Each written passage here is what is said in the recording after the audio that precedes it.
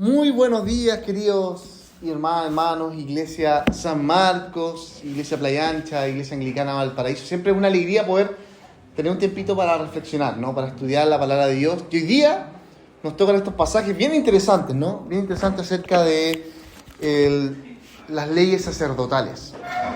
Déjenme preguntarle, ¿a quién de ustedes les gusta la música? Levante la mano.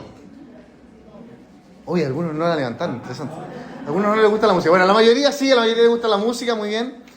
Hay dos canciones muy famosas. No sé si ustedes la conocen. Una se llama My Way, de Frank Sinatra. ¿La ubican? My Way, sí. En español es algo así como A Mi Manera. Pero ustedes saben que Frank Sinatra no es el autor de esa canción. Él la interpretaba. El autor se llama Paul Anka. Interesante. Paul Anka, sí. Y hay otra canción más latina, ¿no? De hecho, originaria desde Italia, que se llama Al Modo Mío. ¿La conocen? Que fue interpretada en los festivales de Viña, incluso por Fernando Ubiergo, cantó esa Al Modo Mío. Bueno, dos canciones muy famosas. Quizás los que tienen más edad se acuerdan más, los más jóvenes dicen, nunca he escuchado a Fernando Ubiergo. Bueno, el Johnny acá no se sabe que no sabe el Johnny, muy bien. Canciones hermosas, ¿no? Muy lindas de cantarlas, que hablan de alguna manera, cómo todas las cosas las hice a mi manera, ¿no? Lo hice al modo mío, sin tener arrepentimiento, hice las cosas de la manera que yo quería y me enorgullezco de eso, ¿no? Son muy bien interpretadas por estos músicos. Algo le pasa al Rafita que está escalando la mesa ya, por si lo quieren ir. Está escalando la silla. Spider-Man. Muy bien, gracias. Entonces, estas canciones pueden ser muy hermosas. A algunos de ustedes les gusta escucharlas. Pero como filosofía de vida, déjame decirte que son un verdadero desastre espiritual. Porque la verdad es que vivir a mi manera suena a libertad, ¿cierto? Pero en la práctica se convierte en otra forma de esclavitud. Una esclavitud al orgullo, ¿no? Al ego, a la autosuficiencia. Entonces, antes de comenzar, déjame hacerte esta pregunta. La última decisión que tomaste en tu vida, la última decisión importante, lo hiciste que tomaste en el trabajo, en tu familia, incluso en la iglesia, ¿la tomaste porque Dios te lo estaba confirmando por medio de su palabra? ¿Te lo estaba ordenando? ¿O porque a ti te parecía mejor? ¿O porque tú dijiste, reflexionando con tu almohada, sí, esto tengo que hacer, esto es lo correcto? ¿En base a qué has tomado tus decisiones en el último tiempo? ¿Quién tiene la última palabra en tu vida, ¿no?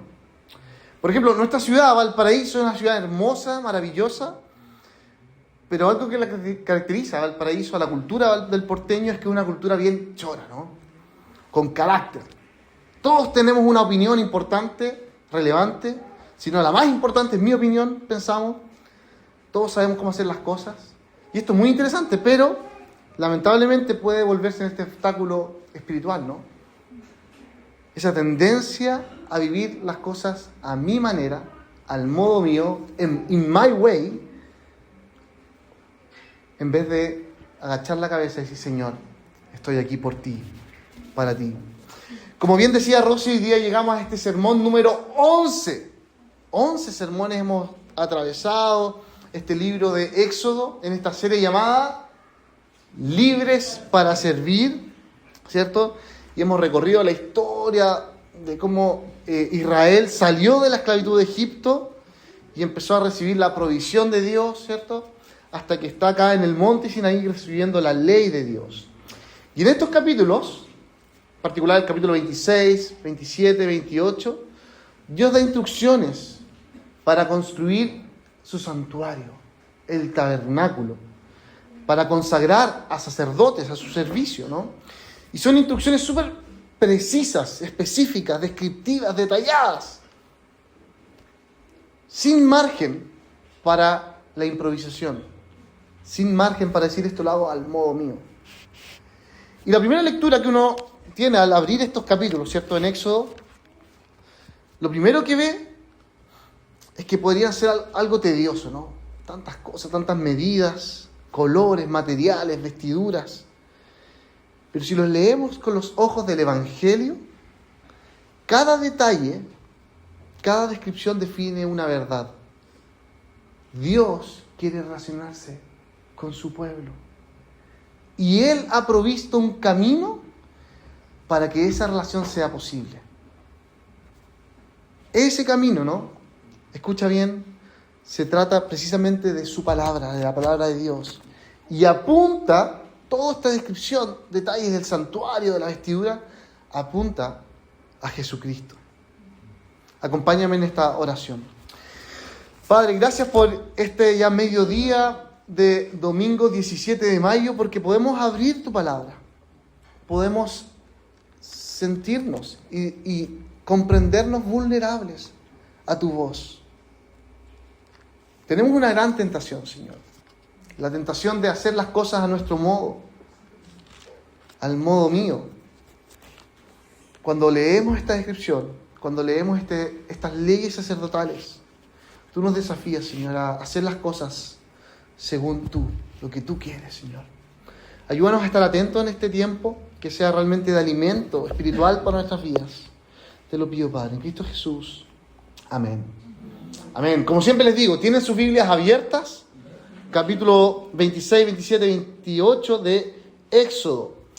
Y mira el versículo 30, que fue el primer versículo que leímos, ¿no? El versículo 30 del capítulo 26. Mira lo que dice acá, es muy interesante. Dice, erige el santuario, le dice Dios a Moisés, según el modelo que se te mostró en el monte. Interesante esa frase. Como viene a... ya, entonces lo que ahora está describiendo Dios a Moisés, Moisés mismo lo vio arriba del monte, ¿no? Hagamos una revisión rápida de qué es lo que estamos leyendo acá, ¿no? Este santuario, este tabernáculo, era una especie de carpa, ¿no? En movimiento que se instalaba y se retiraba. Y comprendía tres grandes zonas, ¿no? Tres zonas, este tabernáculo, este santuario. Primero estaba el atrio exterior, donde el pueblo podía acercarse, todo el pueblo, incluso hasta extranjeros, podían venir y acercarse. En buen chileno es como el patio, ¿no? El patio. Luego está el lugar santo, donde solamente los sacerdotes ministraban adentro de la carpa, ¿no? Y por último, el tercer lugar es este lugar santísimo, separado por este velo, esta cortina, donde habitaba la presencia de Dios, donde estaba el arca del pacto, y donde solamente el sumo sacerdote una vez al año podía ingresar. Este velo que dividía el lugar santísimo del lugar santo era una barrera entre la humanidad pecadora, entre el pueblo imperfecto de Dios y la santidad, la gloria del Señor, ¿no? Nadie podía pasar, excepto este sumo sacerdote, por medio del derramamiento de sangre, ¿no? Entonces la pregunta que surge acá es ¿por qué tenía que existir este santuario? ¿Qué es lo que estaba mostrándole el Señor a su pueblo? ¿Qué cosas le estaba enseñando Dios? Y nos enseña Dios a nosotros por medio de este mandamiento, ¿no? Como dije, todo esto apunta hacia Jesús, hacia adelante. Apunta a este sumo sacerdote definitivo, a Jesucristo, quien rasgó el velo, como dice Mateo 27, cuando entregó su vida,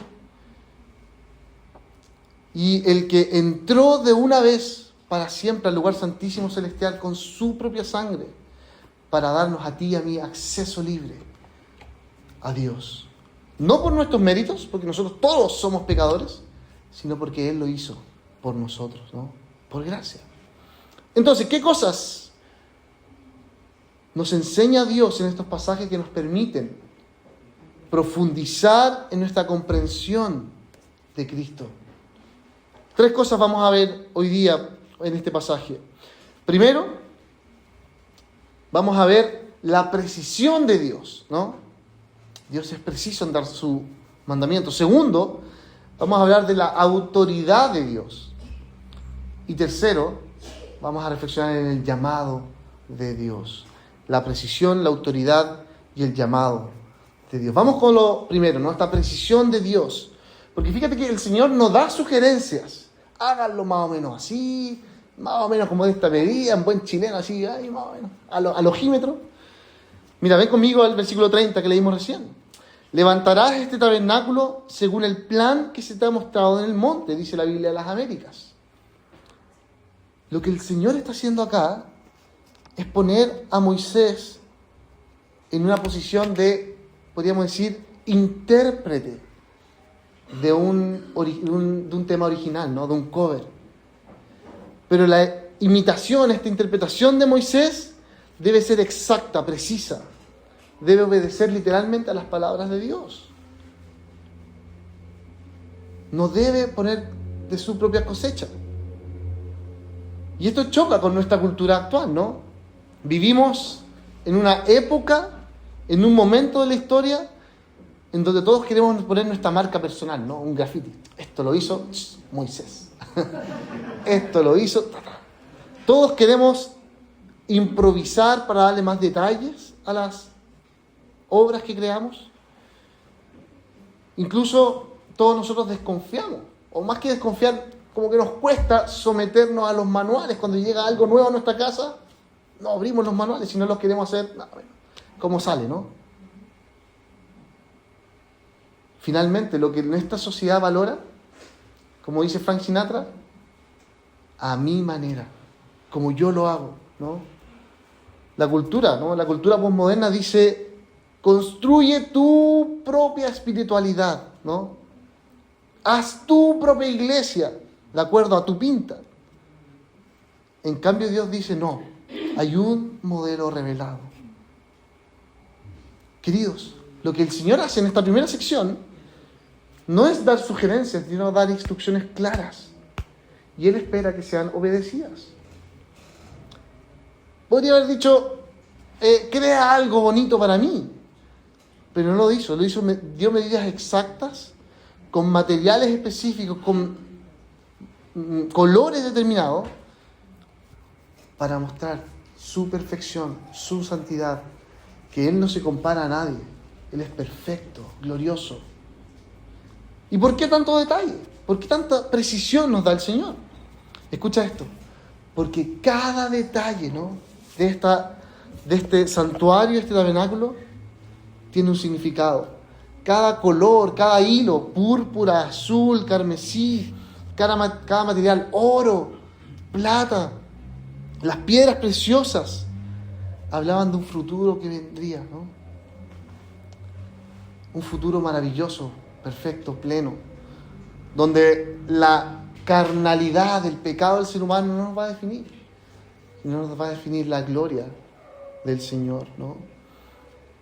Piensa eso, cada medida, ¿no? Estos codos o medio metros que va describiendo en la construcción del tabernáculo, estaba revelando la verdad de la salvación futura en nuestras vidas, ¿no? Un carácter preciso, minucioso, de un Dios que revela su plan salvador. Y así todo, ¿no? Lo que el Señor, en este contexto, estamos hablando del año, 1600, 2000 antes de Cristo, lo que Dios les estaba mostrando a su pueblo, Él simbolizaba de que su presencia iba a estar con ellos. Dios los acompañaría durante el trayecto en el desierto. Dios se estaba identificando con su pueblo, con sus circunstancias, ¿no? Por eso esta carpa era movible. Se la sacaban, la ponían, la iban moviendo. Porque el pueblo mismo estaba viviendo así. Durante 40 años peregrinó en el desierto. Pero así todo, era un lugar glorioso, hermoso, ¿no? Porque finalmente la precisión de Dios nos habla de una relación de amor y de compañía. Piensa en esto, hace unos meses atrás, no sé si vieron la noticia, se terminó de instalar esta cruz en la famosa catedral, la Sagrada Familia, en Barcelona. ¿Escucharon esa noticia? Se instaló arriba una cruz bien bonita en la Sagrada Familia, una catedral gigantesca. que lleva cerca de 150 años en construcción. Comenzó con el famoso Gaudí, pero Gaudí falleció y otros continuaron el trabajo. Ahora piensa en un arquitecto que recibe los planos de Gaudí para seguir la construcción, planos detallados, con especificaciones de seguridad, de materiales, de proporciones. Pero de repente el arquitecto dice, no, vamos a improvisar acá, vamos a hacer algo distinto, yo sé más, vamos a hacer algo más bonito. Voy a cambiar esto aquí, allá, voy a cambiar el material, en vez de usar, no sé, madera, voy a usar plástico, algo más baratito. Y se ríen por ahí atrás. El resultado puede verse hermosa esta catedral, pero ¿cuánto va a durar? Poco, ¿no? Puede llegar a ser incluso un peligro. De la misma manera, queridos, cuando Israel pensaba, o incluso cuando nosotros pensamos, reemplazamos el diseño de Dios por nuestra propia sabiduría, por fuera podemos aparentar de que estamos bien, ¿no? Pero por dentro la estructura se está cayendo a pedazos, ¿no? Hebreos, el pasaje de Hebreos que leímos en el capítulo 3, nos advierte y dice, cuidado con endurecer su corazón, como lo hicieron en la rebelión. Por fuera podemos mantener las apariencias, pero por dentro hay un peligro latente, ¿no? De no querer escuchar, de no querer seguir la palabra de Dios, de hacer las cosas a mi manera, my way, como decía Frank Sinatra, al modo mío. Eso hizo Israel, ¿no? Y los resultados fueron desastrosos en las próximas generaciones. Ahora bien, ¿qué significa para nosotros como iglesia, hoy día, en el año 2026, seguir los planos de Dios al pie de la letra, ¿no? ¿Qué es lo que Dios quiere para ti? ¿Cómo tomo las decisiones? Piensa en esto. ¿En qué áreas de tu vida estás construyendo según tu propio plano, en lugar del plano de Dios? ¿Cómo estás construyendo tu matrimonio, ¿no? ¿Cómo te relacionas en tu trabajo? Tus proyecciones de vida, ¿para dónde quiero llegar? ¿Cómo crías a tus hijos? Hay decisiones que estás tomando que de alguna u otra manera dices, no, esto lo voy a hacer al modo mío. Aquí voy a improvisar. Aquí voy a poner mi marca, mi firma. Mira lo que Pablo le dice a los colosenses en el capítulo 3. Bien específico, ¿no? Dice, esposas, sométanse a sus esposos como conviene al Señor. ¡Wow! Esposos, amen a sus esposas y no sean duros con ellas. Hijos, obedezcan a sus padres en todo, porque esto le agrada al Señor. Padres, no exasperen a sus hijos, no sea que ellos se desanimen. Esclavos, dice Pablo, o podríamos decir trabajadores, obedezcan en todo a sus amos, a sus jefes terrenales. No solo cuando ellos los estén mirando, como si ustedes quieran ganarse el favor humano, sino con un corazón sincero, por respeto al Señor. Y hagan lo que hagan, trabajen de buena gana como para el Señor y no como para este mundo, conscientes de que el Señor los recompensará con la herencia. Recuerden, ustedes sirven a Cristo el Señor. Entonces recuerda que las indicaciones del Señor son precisas, pero para comprenderlas es necesario abrir la Biblia, ¿no? Leerla. Te voy a preguntar, ¿leíste la Biblia esta semana? ¿Leíste algo de lo que Dios te está hablando en las cartas, en los evangelios? Respóndete, Señor, ¿cómo quieres que yo viva? Vamos al punto 2, la autoridad de Dios. Y es que al final del día, ¿no? La gran pregunta es, ¿quién tiene la autoridad? ¿Acaso somos nosotros? ¿Es Moisés quien tiene la autoridad? ¿Aarón? ¿El pueblo de Israel? ¿O es Dios mismo? Pensemos en esta imagen del velo, ¿no? En el tabernáculo. Porque lo que expone Éxodo 26 en definitiva es una barrera, ¿no? Un bloqueo. Una distinción entre lo terrenal, carnal, lo mortal, pecaminoso, versus la santidad y la gloria de Dios. Era como, stop, pare, no puede pasar usted acá. Y durante siglos, incluso después cuando ya se construyó el templo, que entre paréntesis, no hay una descripción en la Biblia de cómo construir el templo. Interesante. Después ya con la reconstrucción sale algo, pero en buena y primera fue una iniciativa humana, ¿no? Solo el sumo sacerdote podía acercarse al lugar santísimo, pasar el velo, solo una vez al año. Era un recordatorio anual de la insuficiencia del ser humano pecaminosa, de nuestra realidad pecaminosa.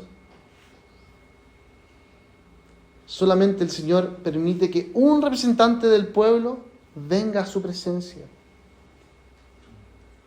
El pueblo escogido por Dios no es perfecto, no es santo, pero Dios sí lo es. Y Él, en su autoridad, Él tiene la autoridad para entregar su palabra, abrir el velo y que una persona pase como representante del pueblo. Cuando pensamos en esta autoridad de Dios que establece cómo hacer las cosas, quién puede hacerlo, quién no, cómo construir, la pregunta es, ¿esa autoridad es algo bueno o algo malo? Si te digo, tú tienes que comportarte de esta manera en la casa, tienes que venir a la iglesia, congregarte, servir a quien está en necesidad, incluso amar a tus enemigos. Cuando te llega esa palabra, ¿lo ves como algo bueno o algo malo? La verdad es que es maravilloso.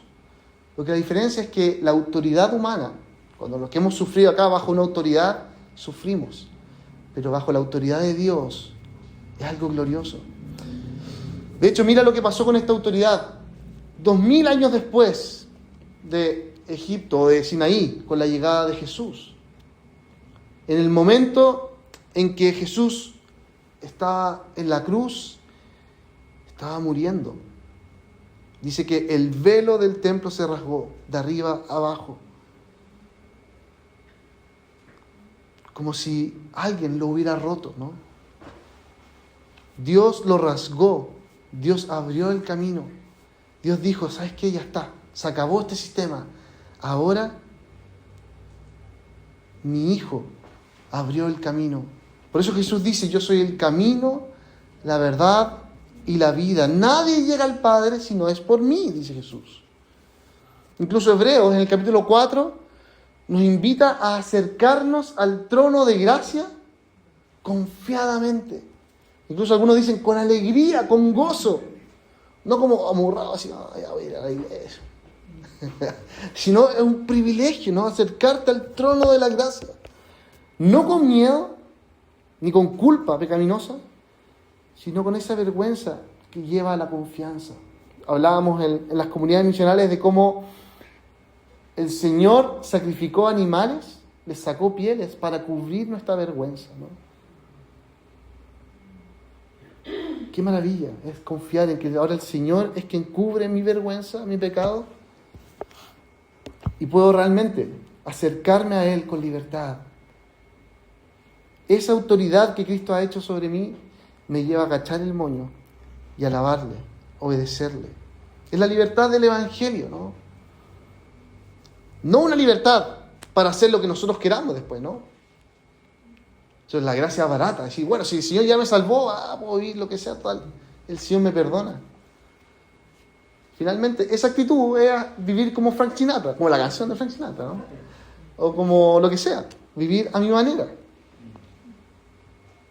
La libertad del Evangelio es acercarnos al Señor en obediencia, en sumisión, para servirle, sin la culpa, sin la obligación, sin la religión, la religiosidad, sino con devoción. Entonces la pregunta es, ¿quién tiene la autoridad sobre mi vida? Cerca de nosotros vivimos, en la Plaza Waddington, hay 2 ascensores maravillosos, ¿no? El ascensor Artillería y el ascensor Villa Seca, gracias. ¿Cuántos años llevan cerrados, bloqueados, en arreglo, un arreglo que ya lleva como 10 años, no sé, o más? Y todos dicen, ya, cuando se abra, va a cambiar el barrio. Cuando se reconstruye el ascensor, ¡ay, sí, vamos a tirar para arriba! Lo maravilloso que nosotros tenemos hoy día, querido, es que Jesús ya volvió a reconstruir la relación con el Señor. Y no necesitamos ascensores, no necesitamos calles, no necesitamos cosas, circunstancias. Lo tenemos todo en el Señor para tener una plenitud de vida con Él. ¿Quién tiene autoridad sobre ti? ¿Acaso tu trabajo? ¿Acaso tu bolsillo? ¿Tu carrera? ¿Tu éxito? ¿Tu familia? ¿O el Señor? ¿No? Lo que antes estaba clausurado, que era la relación con Dios, en Cristo hoy día está abierto. ¿Cómo estás viviendo tu vida hoy día? ¿Estás entrando a relacionarte con Dios día a día, disfrutando de esa relación personal? ¿O te quedas afuera, temeroso? No me quiero relacionar con Dios. Su autoridad me incomoda. Escucha esto. Todos nosotros, toda la humanidad, hemos pecado. Nacemos con este gen P del pecado, ¿no? Nos hemos revelado del Señor. Pero Cristo ha reconstruido este camino. Nos ha abierto para relacionarnos y disfrutarle de Él para siempre. Así que, queridos, el tabernáculo debía ser no solo un testimonio de la presencia de Dios en medio de su pueblo, sino también debía ser un testimonio para las otras naciones, que los otros pueblos, culturas se dieran cuenta, wow, miren, este pueblo de Israel disfruta de su Dios, le teme, tiene una actitud de reverencia.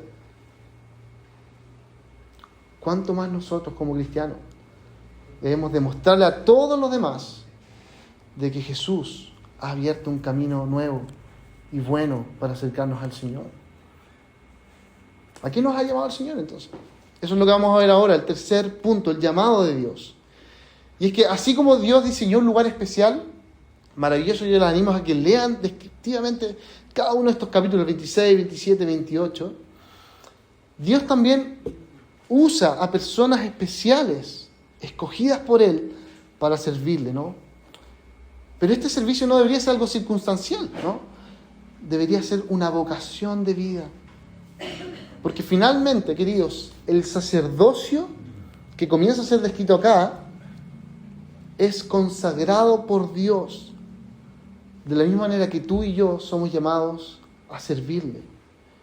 No a sentarnos con los brazos cruzados y que los demás nos sirvan, sino a estar dispuesto a ir, a andar, dar esa milla extra, ayudar al avance del reino de Dios. Miren lo que dice Éxodo 28, versículos 1 al 5. Se nos presenta la consagración de Aarón y sus hijos. Dios los escoge, los elige y le dice a Moisés: ahora tu hermano Aarón, junto a sus hijos, me servirán.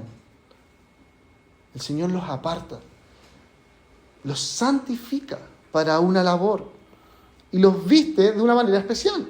Dice el versículo 2 que los viste con honra y dignidad.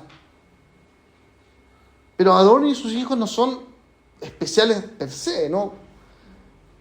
Ellos no levantaron y dijeron la mano, yo, elígeme a mí, como el burrito de Check. No, ellos son llamados, equipados por la soberanía de Dios, ¿no? El pueblo de Israel estaba siendo bendecido con la presencia de Dios ahí en Sinaí, con su gobierno. Y ahora vemos que este gobierno de Dios implica orden, roles, carácter específico. Pero así como toda la familia, ¿no? Siempre hay distintos caracteres, formas de ser, actitudes ante la vida.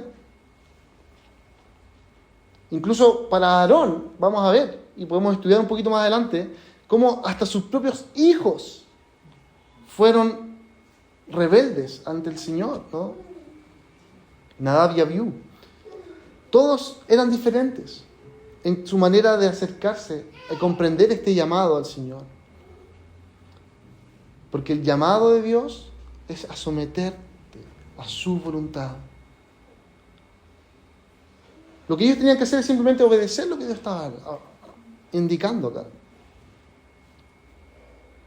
Sin embargo, la pregunta es si en este tiempo el llamado era solo para la familia de Leví y específicamente para Aarón, o en realidad era para todos, ¿no? Incluso para nosotros, el llamado a ser sacerdote o líder espiritual, incluso pastor, ¿es solo para mí? ¿Solo para Carlos? Miren lo que dice el Nuevo Testamento. De alguna manera nos desafía y nos confronta. Dice 1 Pedro capítulo 2, Cristo es la piedra viva, desechada por los seres humanos, pero escogida y preciosa ante Dios. Al acercarse a Él, dice Pedro, también ustedes, todos nosotros somos como piedras vivas con las cuales se está edificando una casa espiritual. De este modo llega a ser un sacerdocio santo para ofrecer sacrificios espirituales que Dios acepta por medio de Jesucristo. Y un poquito adelante está este famoso versículo. Ustedes son nación santa, pueblo adquirido por Dios, real sacerdocio, pueblo que pertenece a Dios, para que proclamen las obras maravillosas de aquel que los llamó de las tinieblas a su luz admirable. Eso implica, queridos, de que el sacerdocio hoy día está para todos. Todos tenemos un deber sacerdotal. No en el sentido de ir y ofrecer animales, ofrecer algo, ¿no? Porque eso ya lo hizo Jesús. Lo hizo de una vez y para siempre. Sino en el sentido de ser, escucha bien, catalizador, embajador de la gracia del Señor en el mundo. Partiendo acá en Playa Ancha, en Valparaíso o donde Dios nos llame. Bueno, ¿cómo se hace esta misión en la práctica? Este llamado de ser sacerdotes, el sacerdocio universal de los creyentes. Primero, orando. ¿Tú oras a Dios? Orando al Señor, disfrutando de esa relación con el Señor. Y orando no solo por ti, sino orando por otros. Oh, alguien me enteré que está enfermo. Oh, tiene un problema en su trabajo. Oh, hay dificultades relacionales. Señor, obra, actúa, salva. Hablando con otros de Cristo, ¿no? Dando un testimonio coherente y consecuente de quién es el Señor. Una cosa es hablar con la boca, y aún más glorioso es hablar con tu manera de ser, con tu carácter, ¿no? Sirviendo a los demás, amando a todos, incluso a los rechazados por la sociedad. Y fundamentalmente este sacerdocio se vive agachando la cabeza, sometiéndote a la palabra de Dios y confiando en Cristo, no en tus fuerzas, ¿no? En ese sentido, cada uno de nosotros, si ha confesado a Jesús como su Señor y Salvador, es sacerdote de Dios. Un sacerdote que lleva a los demás, a los otros, los lleva al verdadero y supremo sumo sacerdote que es Cristo, ¿no?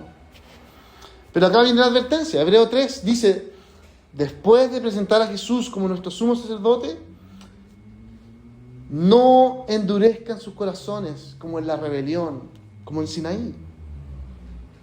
Israel tenía el privilegio